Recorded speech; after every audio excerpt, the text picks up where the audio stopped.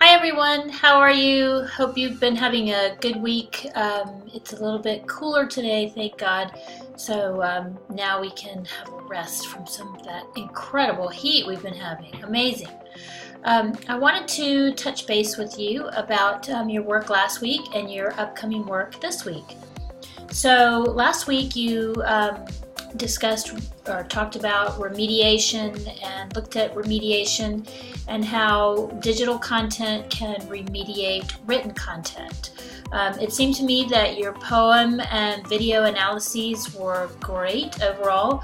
Most of you seem to understand the definition of remediation and to have a general sense of how digital content can remediate or change the understanding of written content. So just to recap from Activity 6, where you read My Papa's Waltz and then viewed a video here. This poem actually tells sort of a dark tale of the abuse of a child. The Papa's Waltz in this poem really seems like a dizzying and terrifying sort of stumble from an alcoholic. But if we assume that the video shows the same characters, or a girl instead of a boy, then the video remediates or changes our understanding of the poem. The video is clearly happy. The mother is laughing in the background, and the little girl seems to enjoy the dad's dancing. She's copying him. Her facial expressions seem happy and uninhibited. So we can say that the video remediates the poem by changing our understanding and giving it new meaning. If we thought maybe there was some abuse, by seeing the video we can remediate or change the understanding to see that in fact there wasn't abuse, it was just silliness. So don't forget to look in your private folders for the rubrics on this assignment. I have graded your responses to that. I wanted to go over quickly the next project that's coming up for you, and this is Project B. And Project B is actually probably the most time-intensive and sort of grueling, if you will, project of the short semester that we have together. So we're coming into our third week, which is really the heart of the semester. We're almost halfway done, believe it or not. So this project really starts to dig quite deeply into digital content. So in this project, the first part that you'll be working on is the parallel composing logs. So the project overall is to, and you don't have it yet, but you'll have it in the next module that's released on Wednesday. But the idea of it is to give a TED Talk. So we're going to call ours Owl Talk, just to be cutesy, and help you to kind of contextualize or make some sense of what it is we're trying to do.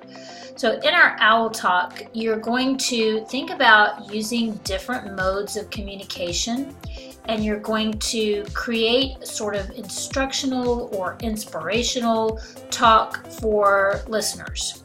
So the way to do this, of course, is to write it down first. You don't want to just talk off the cuff.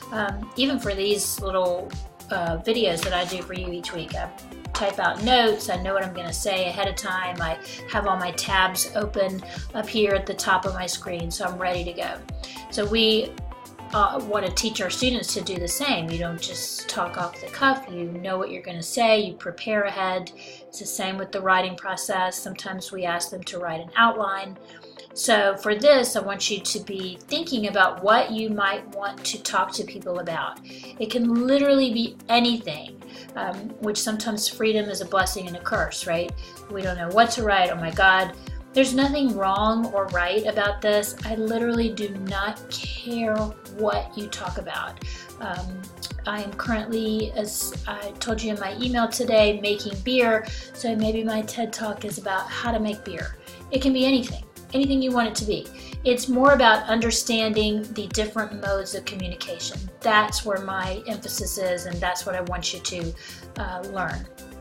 So for the first part of it, for the Project B, for part 1, you're going to consider your topic, Consider your rhetorical moves that you would make in the script. Like maybe you want to tell your TED Talk, your OWL Talk in rap or poetry, and I've seen these done beautifully well with TED Talks. Maybe you want to use some kind of song in the background or video clips to help enhance your talk.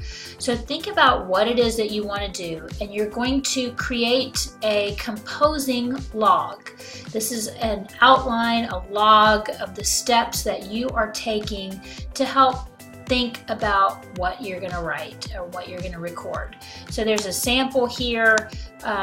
This is what one looks like. It just, this is my favorite student, best student I've ever had. Her name was I'm a Sample.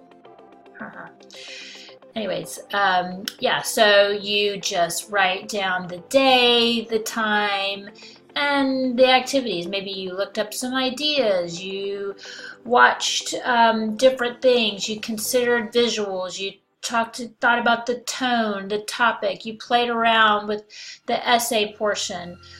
So you see, this is all it is, right? Just a quick, just notes. And this is something that we want to encourage our students to do as well, that even with digital content, they have a tendency to want to just quick record. Let me just turn the camera on, go. We don't want them to do that. We want this to be a bit more intentional. We want this to be the type of video or viewing that's polished and professional and has some thought and planning behind it. So again, you're taking on these tasks, you're sort of being the guinea pig. As you complete the task, then you will internalize it, then you can go forth and teach. So at least that's the theory. So at any rate, that's what you'll be doing this next week, and as you get deeper into this project, you will write your TED Talk, your OWL Talk, and then you will record a multimodal composition. So the multimodal composition will have images, it will have video clips, it will have music, and it will have you reading a voiceover of your TED Talk. So unlike the typical TED Talks where you see the person standing there on stage and talking directly to the audience, you're not going to do that for this project. You will have your voice, it will be in the background, but the images that we look at will be akin to the old style music video. It will be video clips and still images, words, whatever you want it to be. So I'll give you some examples of a multimodal mashup, we call it, and you can take it from there. So don't get too panicky, just start thinking about what your topic might be. So let me know if you have any questions. Have a great week, and I'll see you online.